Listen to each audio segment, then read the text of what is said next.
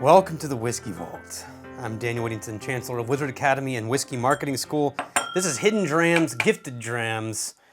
This is Hidden Drams, but it was donated by Sam Green, Colonel Sam Green, one of our whiskey sommeliers. And if you're in the whiskey industry and in California, or in a lot of places, you know Sam Green. Heads up, I've been sick for a week. I'm fine now, but I'm still like hazy, and my nose is finally clear so I can smell again, but my brain's working on slow motion. So for the next 4 Friday episodes, which I'm shooting today, you're going to notice a little bit of a slowdown, a little different Daniel maybe. I'm sorry. I'm doing my best. But life moves on and the schedule keeps going. This is Los Angeles Distillery, which is in Culver City. And there's not a ton of information on their website. It's one of those, I went to go look it up, and it's one of those whiskey websites that has a whole bunch of words, but really didn't say anything. And so everything I had to go scouring the internet. It's founded, and I'm going to mispronounce his name, but Harsani. And Sam texted me, and he didn't have a whole bunch more info either. But Dr. Louis Hassani. So I know this name because he was a part of the Bavarian Breweries and Distilleries, BBD, and they were a major source for distillation and brewing equipment. Around the world, actually, but specifically, they were bringing the Holstein systems into North America.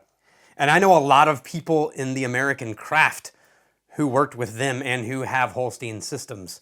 And Dr. Lewis was the one who engineered and helped build and sort of the figurehead of all of that. So the guy is super nerdy, brilliant, very accomplished. And I really wanted to read more of that on the website. I wanted to know more of the details of what they're doing. And we did get the specs on the stills, which makes sense because he's a production stills guy. But I wanted that same info on the production of the whiskeys, and I can't find it anywhere. So I don't know anything about this other than that it's bourbon. I will tell you this is batch BB1, cask 3.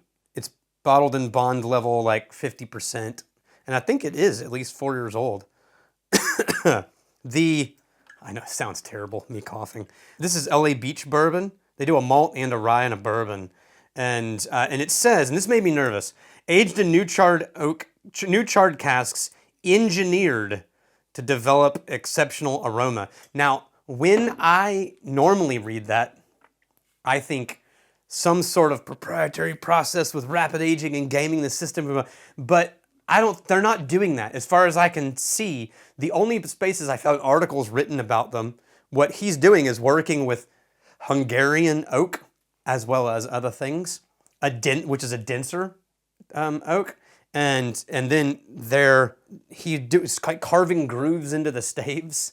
And he partnered with Broken Barrel, which is funny because as I was setting up to shoot, I looked to my right, and what do my eyes spy?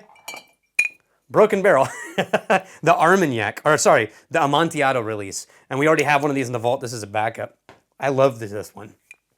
And evidently he worked with Broken Barrel, which if I remember correctly is a Las Vegas distillery. Anyway, I'm interested to see what this is. But from what I can tell, it's super nerdy production, super intentional with all the steps of the process. They're not doing the weird rapid aging nonsense, and he's being very, very specific about cask use.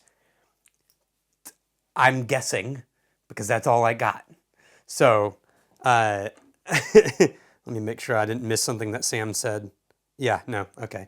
So, established in 2013, so at this point now, 13 years old. That's pretty impressive. I mean, that's as old as a lot of craft distilleries, maybe more than most. Woo! Sorry, this is my first alcohol of the day, and it just whoosh right up in my sinus cavity, that ethanol. Okay, so soft granola, slightly cut grass honey. There's an almost like honey on toast kind of note, but on like a whole grain bread, like a nutty, not quite granola. This has gotten old enough that it's gotten past the fresh granola stage, but it's very grain forward. I like this. I bet as it gets older, it's going to get even more rich and developed.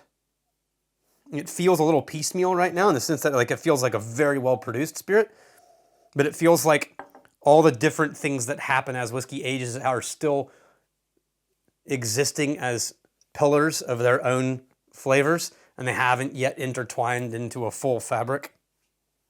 That was a weird analogy. I told you my brain is very fuzzy right now. I went from columns to cloth. I don't really know how that works, but let's give it a sip and find out. This is a weird experience for me. Normally my brain is moving about 4 times faster than the words coming out of my mouth, and I already know where I'm headed before I even start to talk. And right now I'm opening my mouth and then realizing my brain is still back here trying to get caught up. And I keep pausing to think of like, what was it I was gonna say? This is a very new experience for me.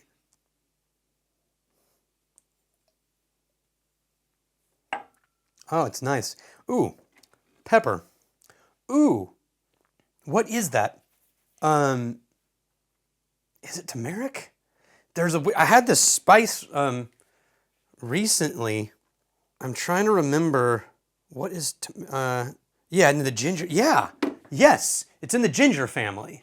There's this like black pepper tannin, which is probably coming, if it is Hungarian oak, it's probably coming from the barrels, but it heads into this sort of zesty spiciness on the palate, and it reminds me of turmeric, which is a weird thing for a bourbon.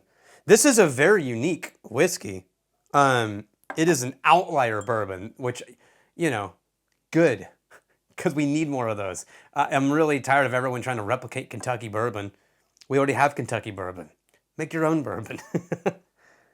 This, everything about this smells and tastes well produced.